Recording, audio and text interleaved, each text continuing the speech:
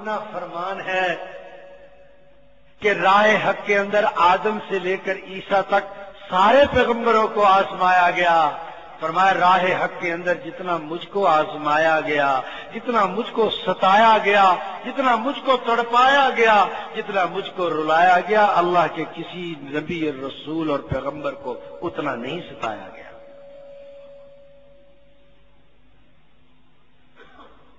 پھر کیا ہوا کہ اللہ نے ایک چھوٹی سی جمعیت عطا فرمائی، چھوٹی سی جمعیت، اور وہ جمعیت بھی مشتملہ غرباء پر، مساکین پر. کوئی فنڈ نہیں، کوئی جماعت نہیں، کوئی وسائل نہیں، کوئی طاقت نہیں، کوئی قوت نہیں ہے. چھپ کے نماز پڑھتے ہیں، چھپ کے اذان دیتے ہیں، چھپ کے تلاوت ہوتی ہے، چھپ کے دعوت و تبلیغ کا کام ہوتا ہے. وَرَضِيتُ لَكُمُ الْإِسْلَامَ دِينًا، ہم نے آپ کے دین کو محبوب پسند کیا، اور پسند کرنے سے پہلے نعمت کو تمام کیا کہ محبوب ایک یہ وقت ہے کہ تو سرے عام آذان نہیں دے سکتا، تلاوت نہیں کر سکتا، قرآن نہیں پڑھ سکتا، دعوت و تبلیغ کا کام نہیں کر سکتا. راہوں میں کانٹے بچھائے جاتے ہیں، سر اقدس میں خاک پھینکی جاتی ہے، شاعر، غبی، پاگل، نعوذ باللہ نہ جانے کیا کیا القاب ملتے ہیں. جو میرے محبوب کا کلمہ پڑتا ہے کوڑے برسائے جاتے ہیں، مارا جاتا ہے، ظلم و ستم کی انتہا ہوتی ہے. ایک یہ وقت ہے کہ دین کا کام چھپ کر ہو رہا ہے، اور ایک یہ وقت ہے کہ میرا محبوب بلال کو کہتا ہے کہ بلال چڑھ جا بیت اللہ کی چھت پہ. کس طرح پروردگار عالم نے محبوب کے دین کو سر بلند کیا. ایک وہ وقت ہے اور ایک یہ وقت ہے کہ محبوب اپنے بلال حبشی کو، غلام کو کہتے کہ چڑھ جا بیت اللہ کی چھت پہ. بلال، مظلومیت کے دن چھٹ گئے. اے بلال، خزاں کے دن چھٹ گئے، بہار کے دن آ گئے. ذرا آذان اس طرح دے. کبھی میں تجھ کو کہا کرتا تھا کہ بلال آذان آہستہ دینا، تیری آواز دار ارکم کے مکان اور دیواروں سے باہر نہ جائے. بلال، آج میں کہتا ہوں کہ آذان اس طرح دے کہ پورا مکہ تیری آذان سے گونج اٹھے. ایک میرے بھائیوں وہ وقت، اور ایک میرے بھائیوں یہ وقت، اور ایک وقت آج کا کہ آج مشرق لے لو، مغرب لے لو، شمال لے لو، جنوب لے لو، خدا کی قسم جہاں جہاں خدا کا نام گونج رہا ہے میرے مصطفیٰ کا نام بھی گونج رہا ہے. آج دنیا کا کون سا کونا اور کون سا گوشہ ہے جہاں یہ کلمہ متعارف نہیں ہے، لا الہ الا اللہ محمد الرسول اللہ. مشرق میں چلے جاؤ یہی کلمہ، مغرب میں چلے جاؤ یہی کلمہ، شمال میں چلے جاؤ یہی کلمہ، جنوب میں چلے جاؤ یہی کلمہ، امریکہ میں چلے جاؤ یہی کلمہ، افریقہ میں چلے جاؤ یہی کلمہ، ہالینڈ میں چلے جاؤ یہی کلمہ، پولینڈ میں چلے جاؤ یہی کلمہ، جاپان میں چلے جاؤ یہی کلمہ. دنیا کے کسی ملک میں چلے جاؤ، کسی کونے گوشے میں چلے جاؤ، یہی کلمہ ہے اور یہی میرے محبوب کا دین ہے. تو اللہ پاک پروردگار عالم نے وعدہ سچ فرمایا، وَأَتْمَمْتُ عَلَيْكُمْ نِعْمَتِي، محبوب ہم نے نعمت تمام کر دی. یہ دین کے لحاظ سے غلبہ عطا فرمایا. مولا کریم نے دینی طور پر، دنیاوی طور پر، دونوں طرح اپنے محبوب کو غلبہ بھی عطا فرمایا، برتری بھی عطا فرمائی. وہ جمعیت چھوٹی سی جس کو لے کر مدینے میں آئے، دیکھو پھر پروردگار عالم نے کس طرح اس نعمت کے اندر برکت ڈالی تمام کرنے کے لیے. اس نعمت کو تمام کرنے کے لیے کس طرح برکت ڈالی کہ بدر میں 313، احد میں 700، حنین میں 1400، مکہ فتح ہوتا ہے تو 1,20,000. حجۃ الوداع کے موقع پہ صحابہ کی تعداد 1,20,000 ہے. دنیا کے اندر نبی بھی 1,20,000 آئے. اللہ پاک پروردگار عالم نے اپنے محبوب کو ہر لحاظ سے پھر اس مدینے کے اندر ایک چھوٹی سی حکومت قائم ہوتی ہے، پھر وہ بڑھتی ہے، مدینے سے باہر نکلتی ہے.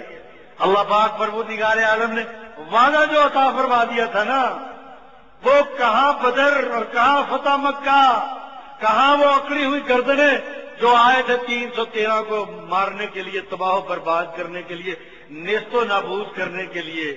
ایک وہ وقت ہے اور ایک یہ ہے کہ وہ مساکین اور غربا جب مکے میں داخل ہوتے ہیں تو مکے کے سرداروں کی اکڑی ہوئی گردنیں جھکی ہوئی ہیں. وہ زخمت، وہ تکبر، وہ غرور، وہ گھمنڈ خاک میں ملا ہوا ہے. کیا فرمایا محبوب نے کہ میں چاہوں تو تمہاری گردنیں اڑا سکتا ہوں، اور دنیا کی کوئی طاقت خدا کی قسم روک بھی نہیں سکتی تھی. اگر محبوب چاہتے مکے کے ان فرعونوں کی، نمرودوں کی گردنیں اڑانا چاہتے تو دنیا کی کوئی طاقت مزاحمت کرنے والی نہیں تھی.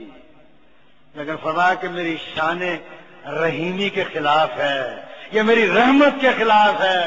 میں شفیع المذنبین بن کے آیا، میں رحمت للعالمین بن کے آیا. جاؤ، میں نے تم سب کو معاف کر دیا.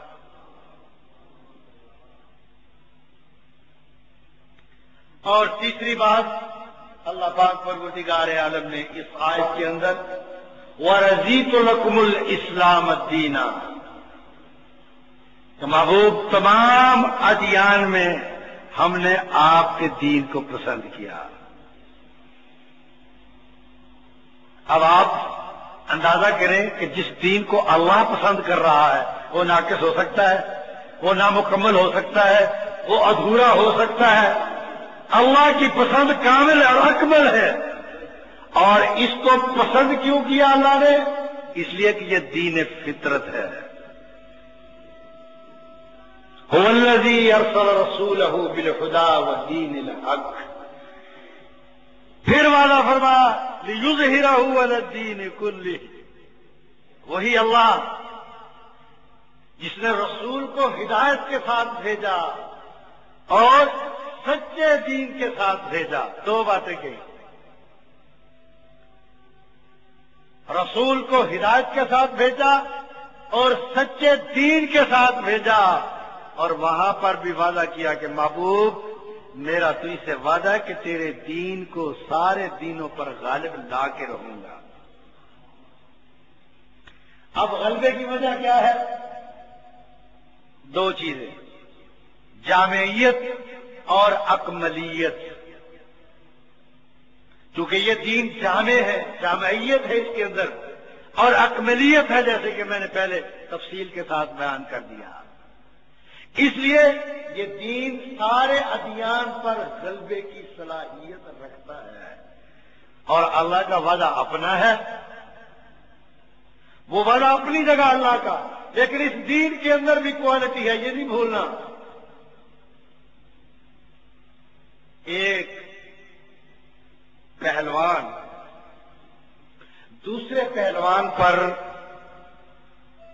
اس وقت تک برتری حاصل نہیں کر سکتا جب تک اس پہلوان کے اندر تین چیزیں نہ ہوں: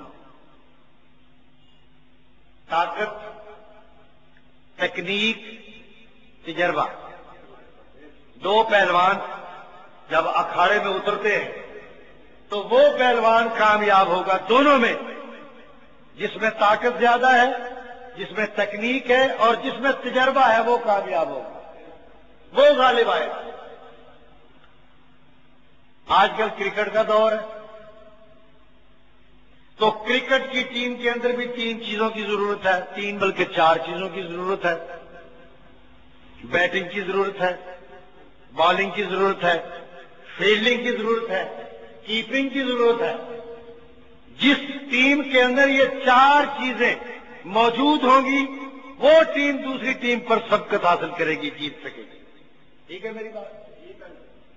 اسی طرح اللہ پاک پروردگار عالم نے جو اپنے دین کے غلبے کا وعدہ کیا ہے وہ یوں ہی وعدہ نہیں کیا پروردگار عالم نے، اس لیے کہ اس دین کے اندر کوالٹی ہے، اس دین کے اندر وہ اوصاف ہیں، اس دین کے اندر وہ کمالات ہیں جو سارے دینوں پر یہ دین غالب آ کر رہے گا۔